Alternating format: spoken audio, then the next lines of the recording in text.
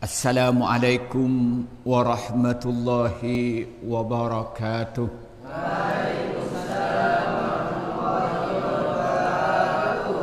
Alhamdulillahi rabbil alamin. Wassalatu wassalamu ala asrafil anbiya'i wal mursalin. Amma ba'du.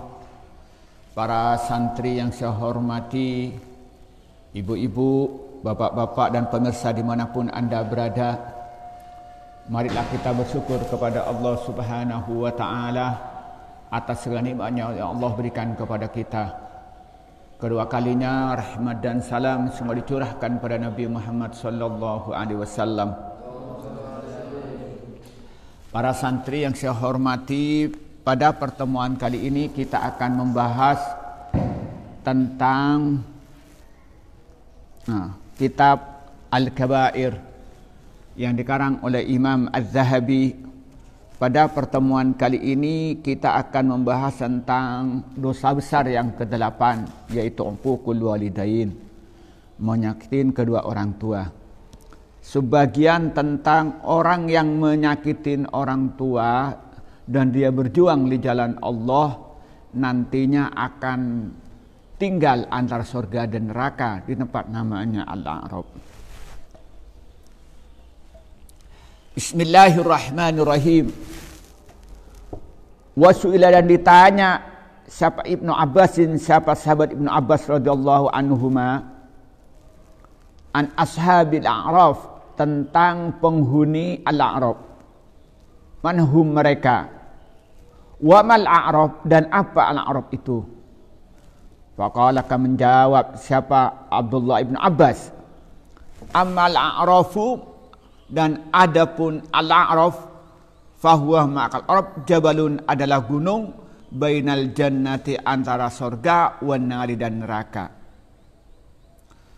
Wa innama sumiyah, dan diberi nama apa al-a'rafu, al-a'raf, li'annahu, karena sungguh al-a'raf musifun, yaitu menjulang tinggi, alal jannati, atas surga, wan nari, dan neraka.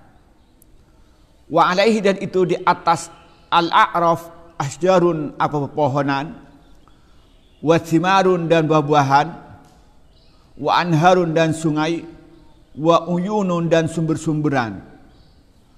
Wa amar rijaluh, adapun orang-orang, alladzina, yang ada, alladzina, orang banyak, yakununa, yang ada, sebab alladzina alaihi, atas a'raf, fahum, maka adapun mereka, rijalun, adalah beberapa laki-laki, kharaju, yang keluar, siapa rijal, ilal jihadi, pada jihad, bighairi ridha abaihim, dengan tanpa ridho orang tua mereka, wa ummahatihim, dan ibu-ibu mereka, fakutilu, maka terbunuh siapa mereka, fil jihadi, di dalam jihad. Famanahum, maka mencegahum kepada mereka, al-qatluh, apa mati, fi sabilillah, dalam membela agama Allah, mencegah anduhulin nari, dari masuk neraka. Wa manahum, dan mencegahum kepada mereka, uququl walidaini, menyakitin kedua orang tuanya, anduhulil jannati, dari masuk surga. Fahum, maka adapun mereka, alal a'rafi, ada dalam a'raf, hatta yaqdiyah, hingga memutuskan Allah, siapa Allah, fihim, dalam mereka, amrahu, pada keputusan Allah. Bismillahirrahmanirrahim. Wa su'ila Ibnu Abbas radhiyallahu anhu man ashabil a'rafi manhum wa mal a'raf. Sahabat Abdullah Ibnu Abbas, yang terkenal namanya Ibnu Abbas, adalah salah satu sahabat Nabi yang ahli tafsir. Itu ditanya tentang penghuni al-a'raf, siapa yang nanti akan tinggal di sebuah tempat disebut namanya al-a'raf. Kemudian pertanyaan yang kedua, apa sih itu a'raf itu? Lalu apa katanya? Faqala ammal a'raf fahuwa jabalun bainal jannati wan nari. Wa innama sumiyal a'rafu li'annahu musrifun 'alal jannati wan nari. Wa 'alaihi asjarun wa thimarun wa anharun wa uyunun. Lalu dia menjawab, apa A'raf itu? A'raf itu adalah gunung yang berada di antara surga dan neraka. Jadi nanti antara surga dan neraka ada suatu tempat yang namanya Al-A'raf. Kenapa disebut A'raf? Karena gunung itu tinggi, menjulang, sangat tinggi, seakan-akan ada di atas surga dan neraka. Jadi tengah-tengah tinggi, kalau kita ibaratkan di sini surga, di sini neraka. Itu namanya A'raf. Di mana A'raf itu adalah tempat yang indah. Katanya penuh dengan pepohonan yang indah, penuh dengan buah-buahan yang lezat-lezat, dan di situ ada sungai yang mengalir, taman-taman yang indah, di situ juga ada sumburan yang mengalir. Itu namanya A'raf. Jadi lumayan indah juga A'raf itu, berada di antara surga dan neraka. Yang kedua, siapa penghuni A'raf itu? Yakni bukan surga, bukan neraka, tapi berada di antara kedua-duanya. Lalu dijelaskan ini berikutnya. Wa ammar rijalul ladina yakununa alaihi fahum rijalun kharaju ilal jihadi bighairi ridai abaihim wa ummahatihim faqutilu fil jihadi. Sedangkan penghuni Al-A'raf itu adalah orang-orang yang berjihad di jalan Allah, tapi tidak mendapat izin dari bapaknya, tidak mendapatkan izin dari ibunya. Ya, jelas. Tidak mendapat izin dari bapak, tidak dapat izin dari ibu mereka. Nah, ketika dia berjihad, dia ternyata mati terbunuh di dalam membela agama Allah. Maka terbunuh dalam membela agama Allah. Apa katanya? Famanahumul qatlu fi sabilillahi an dukhulin nar wa manahum uququl walidaini an dukhulil jannah fahum 'alal a'rafi hatta yaqdiyallahu fihim amrahu. Apa katanya di sini? Maka orang-orang yang berjihad di jalan Allah, tapi dia itu tidak mendapatkan izin dari kedua orang tuanya, lalu mati terbunuh, apa yang terjadi? Maka kematian dia dalam membela agama Allah membuat dia itu tercegah, terhalangi untuk masuk neraka. Dia selamat dari api neraka. Kenapa? Karena berjihad di jalan Allah, karena berjuang di jalan Allah dengan cara yang sesuai dengan ketentuan Allah. Lalu dia terbunuh, maka dia itu, keterbunuhan itu membuat dia itu selamat dari api neraka. Dan waktu yang sama dia karena menyakitin kedua orang tuanya, maka terhalang, mencegah untuk masuk surga. Karena berjihad dia selamat dari api neraka, karena menyakitin kedua orang tuanya, maka dia itu terhalang untuk masuk surga. Apa yang terjadi? Berarti dia diam di sebuah tempat antara surga dan neraka, yang disebut namanya apa? Al-A'raf. Sampai kapan? Sampai Allah itu berkehendak, sehingga Allah memutuskan dia itu kemana. Apa dimasukkan ke surga atau dimasukkan ke neraka? Lebih berat mana? Apa lebih berat dia itu pahala jihadnya? Apa lebih berat dia itu karena menyakitin kedua orang tua? Itu sesuai dengan keputusan Allah. Nah, apa yang bisa kita pelajari dari penjelasan dari Ibnu Abbas ini? Hadis riwayatkan Imam Ibnu Hibban itu menjelaskan kepada kita bahwa dosa menyakitin kedua orang tua itu sangat besar, sangat besar. Sampai jihad pun menghalangi dia itu masuk surga. Apalagi cuma ibadah yang lain, apalagi cuma sekedar puasa, apalagi hanya sekedar sholat, apalagi sekedar zakat. Sampai pahala jihad aja menghalangi dia untuk masuk surga. Saking besarnya dosa kepada orang tua. Coba bayangkan di sini. Ada orang yang mau berjuang, mau berjihad, tapi tidak mendapat ridho dari kedua orang tuanya, dari bapaknya, dari ibunya. Dia tidak bisa masuk surga. Harus berada di antara surga dan neraka. Yang itu namanya Al-A'raf. Yang tempatnya itu gunung yang menjulang tinggi, yang berada antara surga dan neraka. Maka karena itu apa kewajiban kita? Kalau kita ingin masuk surga, ingin kita selamat dari api neraka, apa kewajiban kita? Harus berbuat ihsan kepada kedua orang tua. Harus berbuat baik kepada kedua orang tua. Harus bersikap santun kepada orang tua. Harus memperhatikan kedua orang. Harus menyayangi kedua orang tua. Harus menghormati dan mengagungkan orang tua. Kata-kata yang lembut yang menyenangkan orang tua. Kata-kata yang benar yang membuat orang tua senang dengan kita. Kata-kata yang isinya itu menghormati dan memangku orang tua. Insya Allah kita akan selamat. Betul Ghafur? Betul? Syarif? Betul? Betul? Nah, jangan betul-betul tidur. Nah, paham ya? Perempuan-perempuan paham? Nah, anaknya mesti mulai ke ibu. Nah, coba bayangkan. Berperang saja membuat sampean itu tidak masuk surga. Karena akibat menyakitin kedua orang. Apalagi sholat alas terlambat. Sholat tidak khusyuk. Puasa Ramadan banyak berbuat maksiat. Mau haji nggak punya uang. Mau umroh miskin berat. Mau sedekah nggak punya. Nyakitin kedua orang tua.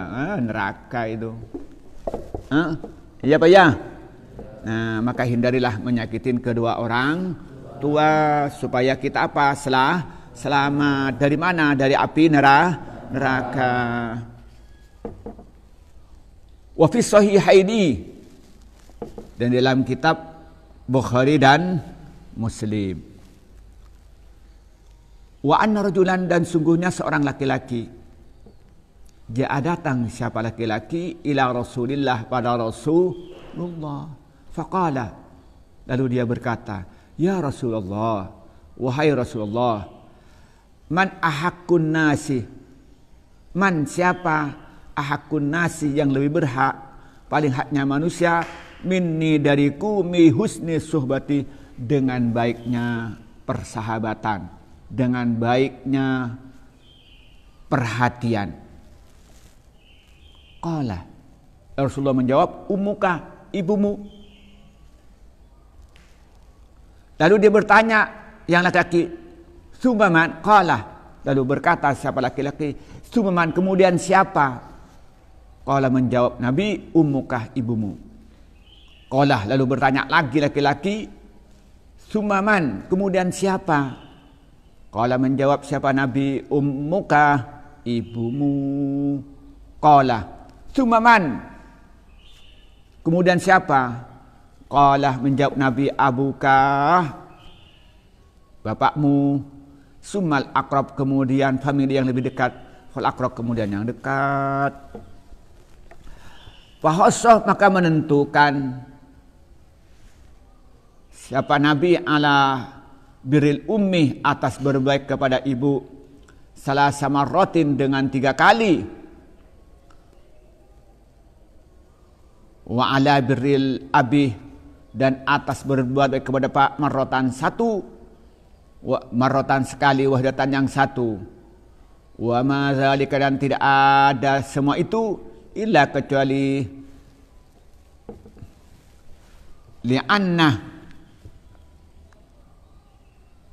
ananiha, karena sulitnya sengsaranya ibu, aksaruh lebih banyak, wasaghafatuha, dan cintanya ibu a'zamu lebih besar,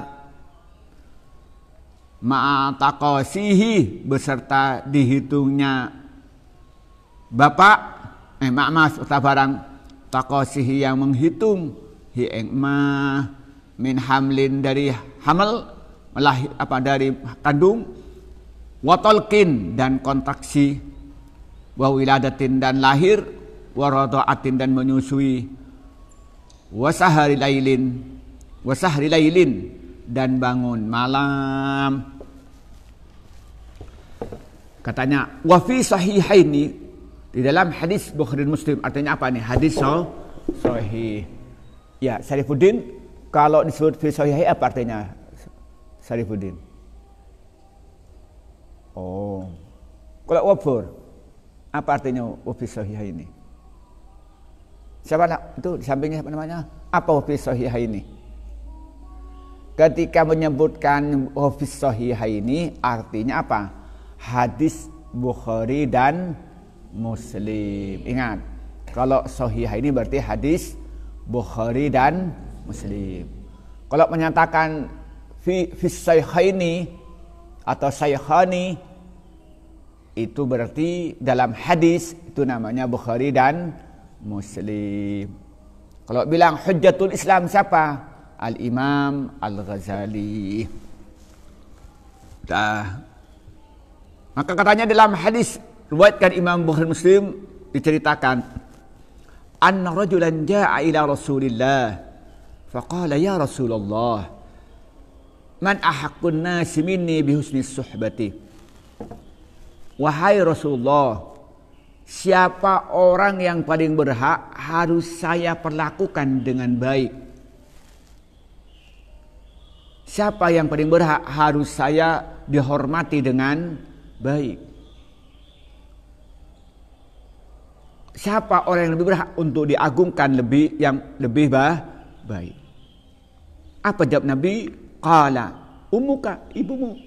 Ibumu yang paling harus kamu hormati. Ibumu yang harus kamu perlakukan dengan baik.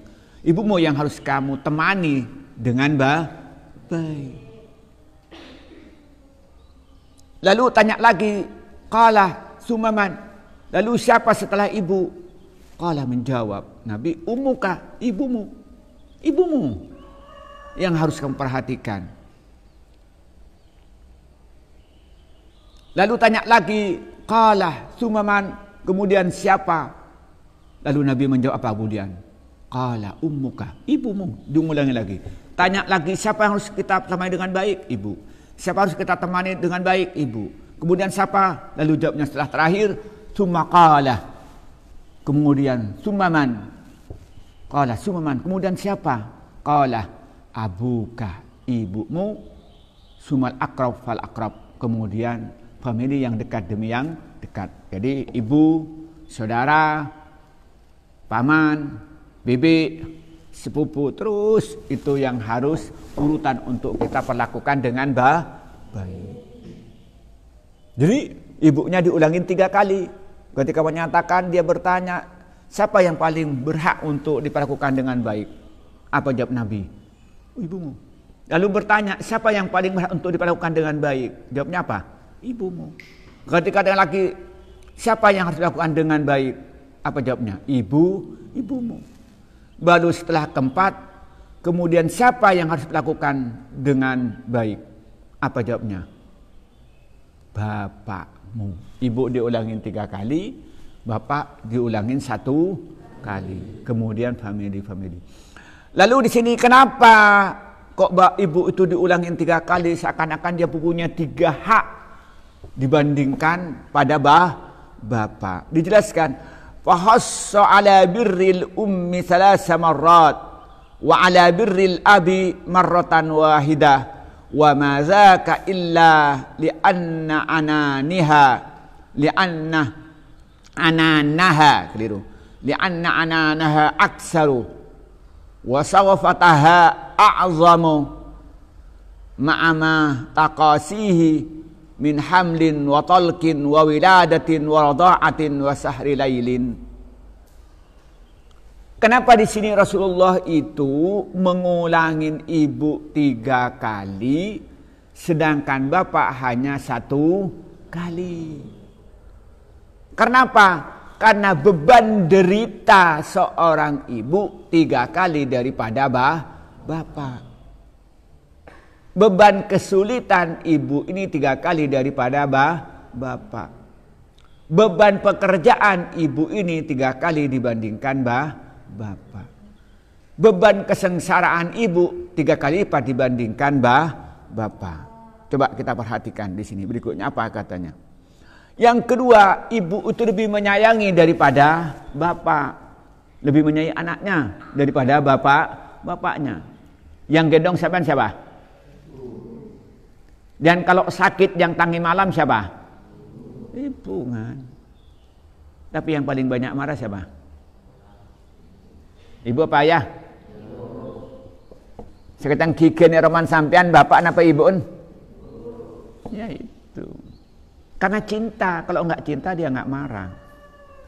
Buktinya kalau enggak dicintain siapa enggak dipedulin, enggak dimarahin, enak enggak kira-kira? Ya gigi enggak nyaman kia gitu kan. Nah, kenapa katanya? Karena ibu lebih mencintai pada anaknya melebihi bapak.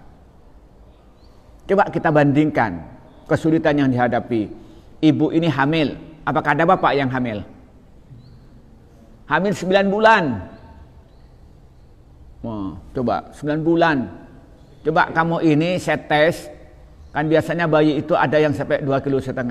Saya tes sampean itu perutnya diisi batu bata, talein 1 kilo saja ngelakin betai lau itu.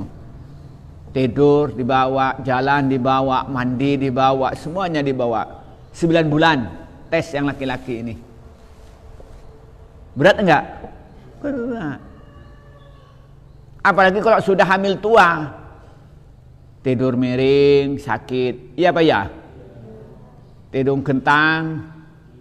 Apalagi napang. Iya, kamu tuh di dalam di perut ibunya itu 9 tahun. 9 tahun lagi. 9 bulan. Wah, 9 tahun. 9 bulan. Coba bayangkan. Tuh, sengsara ibu. Ternyata ilah benanyaknya menigigirin. Ada enggak? Kalau dimarahin itu ngelawan? Itu hamil saja. Laki-laki ada yang laki-laki hamil? Enggak ada. Itu berarti ibu sudah lebih berat dibandingkan bapak. Yang kedua apa? Watalkin. Apa talkin? Itu kalau bahasa kedokteran namanya kontraksi. Apa kontraksi itu?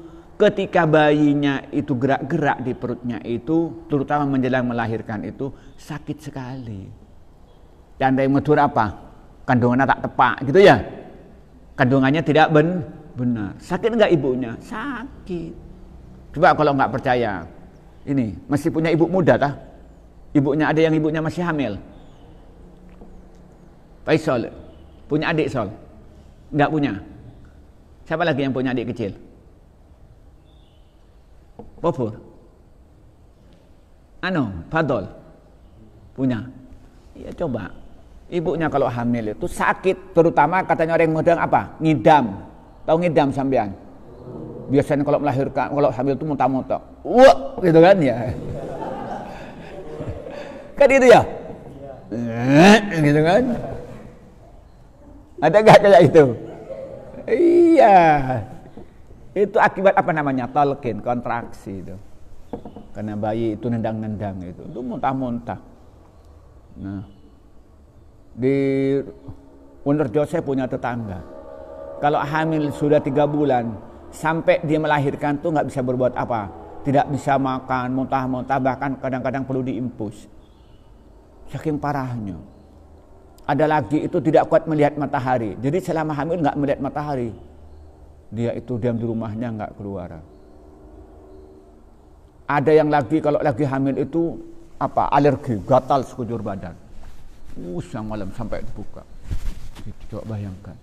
Paling kayak kamu sampean. Di sini saya korengan itu paling menambah gatal lahir waktu hamil itu. Coba. Berat. Coba lihat ibunya. Kalau sampean punya ibu itu. Masih utuh tah ibunya? Masih ada ibunya? Ada. Ya coba, kamu sukanya ngelawan. Itu coba. Terjadi kontraksi. Betapa sakitnya, betapa perihnya, betapa menderitanya ibu sampean itu. Ditanggal lagi apa? Wa wiladatin, melahirkan. Wah, melahirkan itu antara hidup dan mati. Cobalah kalau ibunya lahir sampean nemani, gimana jeritnya? Sakitnya bukan main. Kalau dia itu keliru mati, kan banyak orang mati karena melahirkan. Apalagi kalau nggak keluar apa? Perutnya ibunya disobek, sesar. Ada di sini yang lahir sesar katanya. Pernah dengar sampean? Sampean lahirnya normal, Udin, normal. Sesar nggak katanya? Nggak tahu. Wafur. Normal apa sesar? Normal. Siapa lagi? Adik Kara. Normal apa sesar? Normal. Yang perempuan normal semua. Wah, nggak tahu, nggak mau ngaku itu. Iya coba, disesar coba, perutnya disobek. Coba lahir. Nah, apakah ada laki-laki yang melahirkan? Ada apa enggak? Enggak ada. Maka karena itu ibu itu lebih besar, perlu kita muliakan, perlu kita hormati, perlu kita agungi 3 kali lipat dibandingkan bapak. Cuma melahirkan, kesulitnya bukan main. Bukan hal yang mudah, tapi hal yang sangat berat. Apalagi waradha'atin, nyusui 2 tahun, kemana-mana dibawa. Gitu ya. Iya Pak ya. Berpanik iso-isoin akemi, cerit gitu ya. Ibu parapan ngakan, sambil nyusuin, atai, cret mencret. Iya Pak ya. Iya. Coba sampean ini parapan ngakan, ibu tua pas akemi, Pak ambil sampean ngilain, kikir paling. Iya Pak ya. Coba kalau sampean masih kecil, ada yang punya adik kecil? Ya, Muslim punya adik kecil.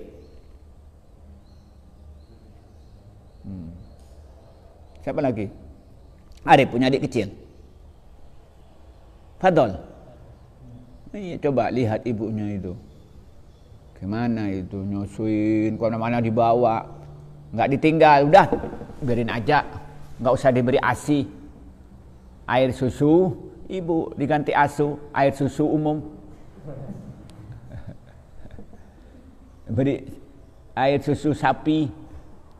Sampean itu kene itu beri susu kalengan berarti nyusu ke sapi sampean ini ya. Atau nyusu kambing, maka enggak sapi duk nyeruduk sampean ini. Musro ngaji sengkah. Paling ini yang perempuan ini banyak diberi susu sapi masih kecilnya itu. Bukan susu ibu. Maka paling enggak sapi atau kayak diberi susu kambing. Tahu kambing sampean? Kambing itu kalau ditarik ke utara lari ke selatan kan? Iya Pak ya. Apalagi kalau kambingnya itu 2 atau 4, ditarik di tengah-tengah. Satunya ke sana, satunya ke sini. Paham? Saya paham masa kecil saya pelihara kambing. Saya ini kan anak desa. Paham? Udah, kalau mau sekolah kan saya punya kambing 4. Pagi-pagi itu mau sekolah saya bawa kambing. Kan di Madura itu nggak kayak di sini ya. Rumput-rumput itu bebas. Tidak ada rumput milik orang gitu kan. Nah, pas. Begitu. Yang satu ke utara, ya kita begini sudah. Itu kambing. Maka sampean ini teknik ngerosoro, teknik suruh ngaji paling lah bagi ingatnya suruh kambing paling itu kan. Ya. Iya Pak ya. Enggak mau ngaku sampean itu.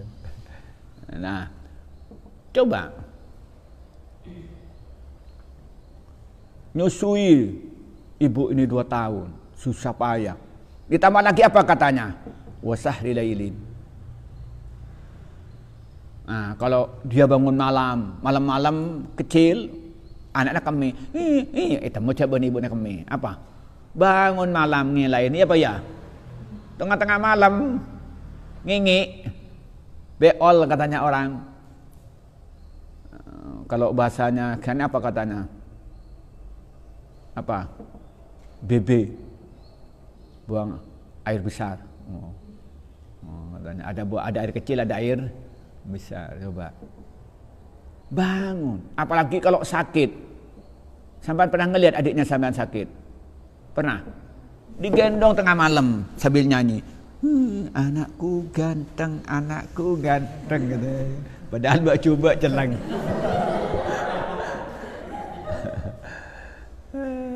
Iya Pak ya. Iya, bangun malam dia nggak tidur dia demi anaknya, nggak tidur. Maka ibu itu mempunyai hak 3 kali lipat untuk disayangi, dihormati. Kalau jadi bapak, ketepatan kaya, juragan, tak repot. Berdesalah kepain aku kok rokokan koro. Ya. Lalu minta dimas tenlek dimas kopi kan begitu. Setelah itu mana nasinya? Nah, apalagi sudah ada punya pembantu, sudah tinggal makan. Waduh. Ya kalau ketempatan melarat, ya makmur, makni jemur. Kelaku ke Sabah, siang ke Sabah. Subuh ke pasar, pagi-pagi masih dari pasar. Itu loh ketepatan hidupnya sengsara.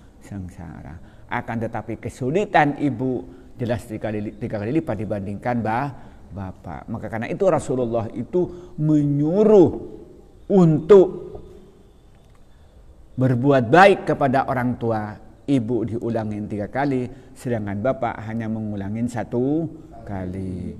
Maka karena itu kalau kamu berbuat baik kepada ibumu, maka akan mendapat pahala 3 kali lipat.